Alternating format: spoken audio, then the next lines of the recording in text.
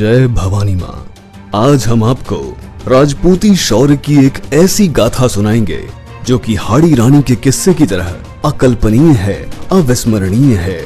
इस किस्से में मेवाड़ के महाराणा अमर सिंह की सेना के दो राजपूती दस्ते चूंडावत और शक्तावत में अपनी श्रेष्ठता साबित करने के लिए एक मुकाबला होता है, जो इतिहास में राजपूतों की आन बान और शान के लिए अपने प्राण तक न्यौछावर कर देने वाली किंवदंती का अमिट उदाहरण माना जाता है।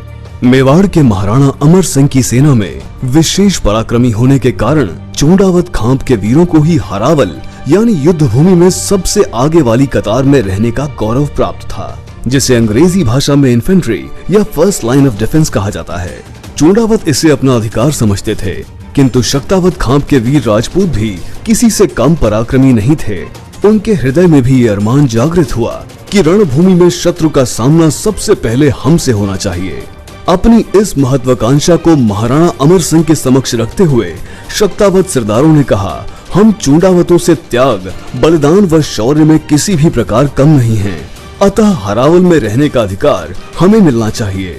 मृत्यु से पाण ग्रहित होने वाली इस अद्भुत प्रतिस्पर्धा को देखकर महाराणा धर्म संकट में पड़ गए।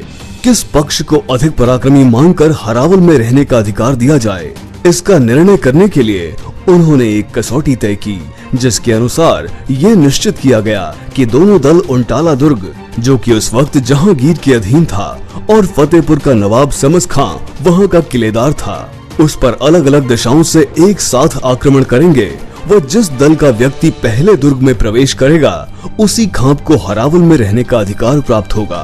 बस फिर क्या था, प्रतिष्ठा की रक्षा के लिए मौत को ललकारते हुए दोनों ही दलों के रणबांकुरों ने उंटाला दुर्ग पर आक्रमण कर दिया। शक्तावत वीर दुर्ग के फाटक के पास पहुंचकर उसे तोड़ने का प्रयास करने लगे, तो चूंडावत वीरों ने समीप ही दुर्ग की दीवार पर कबंध डालकर उस पर चढ़ने का प्रयास शुरू किया।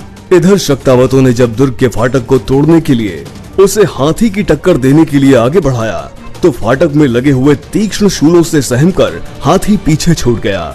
ये देखकर शक्तावतों के सरदार बल्लू शक्तावत अद्भुत बलिदान का उदाहरण प्रस्तुत करते हुए फाटक के शूलों पर सीना अड़ाकर खड़े हो गए और महावत को हाथी से अपने शरीर पर टक्कर दिलाने को कहा, जिससे कि हाथी शूलों के भय से पीछे न हटे।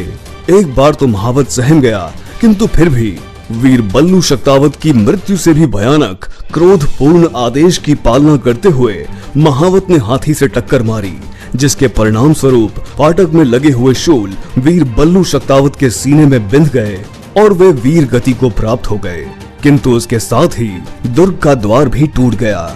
वहीं दूसरी ओर चूंडावतों के सरदार जैत सिंह ने जब यह दृश्य देखा कि फाटक टूटने ही वाला है, तो उन्होंने दुर्ग में पहले पहुंचने की शर्त जीतने के उद्देश्य से अपने साथी से कहा कि मेरा सिर काटकर दुर्ग की दीवार के ऊपर से दुर्ग के अंदर फेंक दो।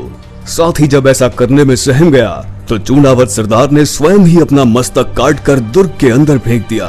फाटक तोड़कर जैसे ही शक्तावत वीरों के दल ने दुर्ग में प्रवेश किया, उनसे पहले ही चूंडावत सरदार का कटा हुआ शीश किले के अंदर मौजूद था।